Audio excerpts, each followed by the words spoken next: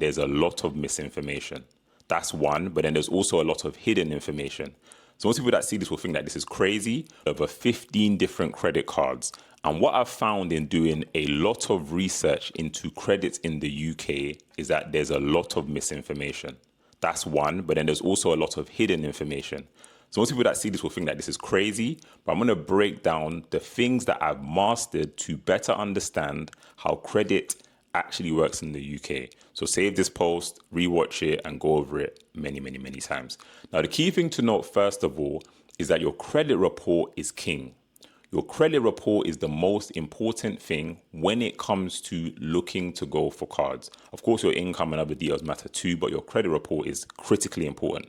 Now, this being the case, this means that your credit score is not important.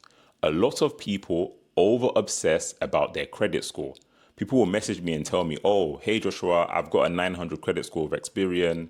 I don't know what it's like. No, the first thing to focus on isn't a credit score. The most important thing is your credit report. Why? Because when you apply for a credit card or a current account or a loan or a mortgage, even business finance, they are looking, and I say they, lenders are looking at your credit report, at data, at information, your name, your date of birth. Is there consistency? That's what they want to look at when they do a hard check, or if they do a hard check, should I say, because sometimes they don't. But if they do a hard check on your credit report, credit scores is not what they look at. So they're not checking your Equifax credit score or your Experian credit score or your TransUnion credit score. What is key is your credit report. So for those of you that have never took seriously building your credit, the first thing you want to do is download your credit reports and check every single page.